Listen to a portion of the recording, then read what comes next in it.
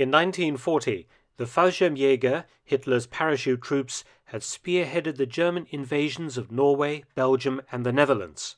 Landing by parachute or glider, the airborne infantry and engineers had captured vital bridges, forts, and airfields behind enemy lines and held them until panzers and infantry had arrived. It was a new kind of warfare for which Germany's enemies were largely unprepared. Once Western Europe had been conquered, the problem arose for Germany in southern Europe, where Hitler's ally Benito Mussolini had attempted some empire building of his own. Mussolini had attacked and occupied Albania in 1940. But when he tried to take out neighboring Greece in 1941, his forces were stopped cold by the Greek army, who succeeded in pushing the Italians back across the border. Fearful that the British might use Greece as a springboard to invade Europe, and conscious that Prime Minister Winston Churchill was sending British, New Zealand and Australian troops to aid Greece, he determined to secure his southern flank before commencing his invasion of the Soviet Union. Romania, Hungary and Bulgaria had already joined the Axis as Nazi allies. German forces quickly crushed Yugoslavia and then crashed across the border into Greece.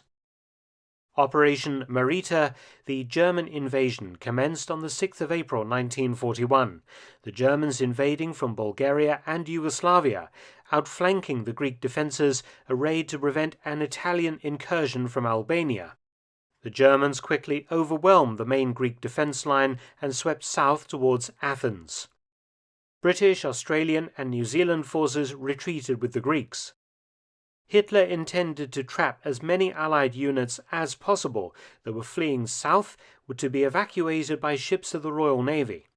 The place to do that appeared to be at the 4-mile-long Corinth Canal, a narrow but deep shipping route that connects the Ionian and Aegean seas. The canal separates the Peloponnese from the Greek mainland. In particular, if the Corinth Canal bridge could be captured and held, the Allied evacuation south to Crete and Egypt would be severely disrupted. The German 12th Army was advancing rapidly south, and capturing the canal bridge would block the Allied retreat and would allow the 12th Army to encircle and capture tens of thousands of enemy soldiers. It would be a risky and daring undertaking for the Germans, and the only way to get behind the Allies and snatch the Corinth Canal bridge was by using airborne forces. The Allies knew of the bridge's significance to their own plans, and it was defended by British, Australian and New Zealand troops and artillery. The bridge had also been prepared for demolition in the event of its imminent capture by German ground or airborne forces.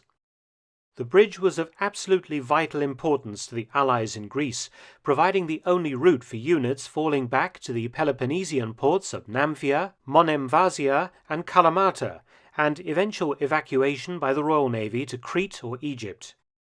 The British had concentrated 3.7-inch, 3-inch and 40mm Bofors anti-aircraft guns in the area. Some of the Bofors were beside the canal, and others were dug in south of it along the road to the town of Argos. The badly depleted British 4th Hussars protected the south bank of the canal.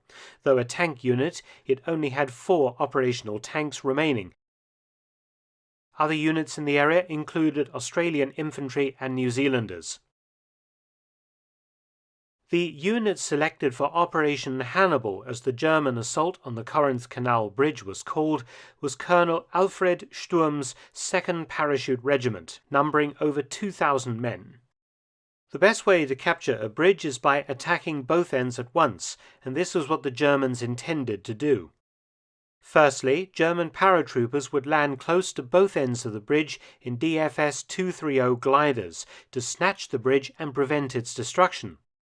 This force would consist of an engineer platoon and a platoon of the 6th Battalion, Fallschirmjäger Regiment 2. The bulk of Fallschirmjäger Regiment 2, under the command of Colonel Sturm, would drop by parachute either side of the canal, the 1st Battalion to the north and the 2nd Battalion to the south, to deal with the defending British and Commonwealth units. The assault commenced on the morning of the 26th of April 1941, when 6 gliders were towed aloft, followed by the Junkers Ju-52s carrying 2 battalions of paratroopers.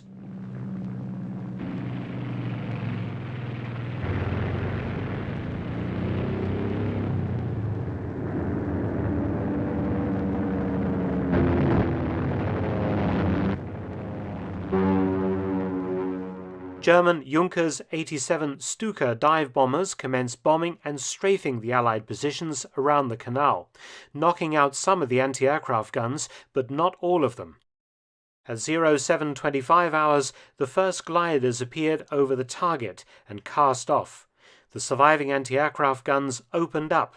One glider was badly damaged and crash-landed, but the remaining 5 landed close to the northern and southern ends of the bridge, 54 parachute engineers scrambling out to storm the bridge. Now it was the turn of the paratroopers to jump.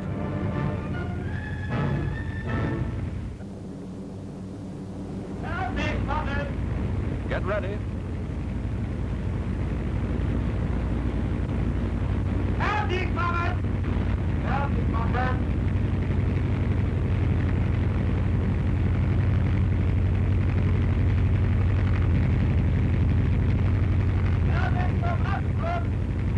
Ready to jump.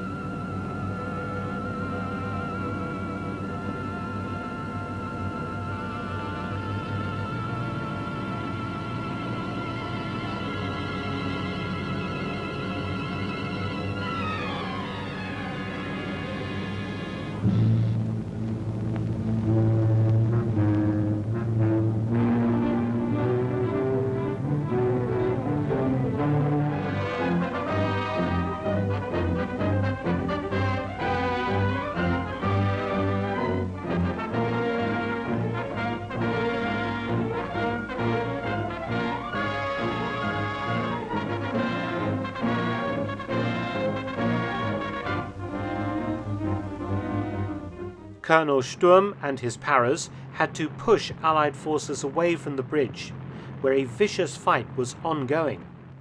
The Fallschirmjäger battalions captured the towns of Argos and Namfia, routing the British, New Zealand and Australian defenders.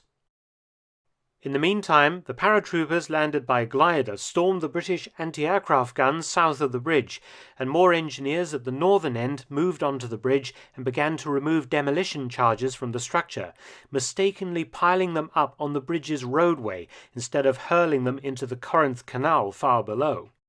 One British anti-aircraft position managed to fire onto the bridge with its 40mm Bofors, hitting the pile of explosive charges. There was a blinding flash and a huge explosion as several charges detonated together, killing the Germans on the bridge and collapsing the structure into the canal below.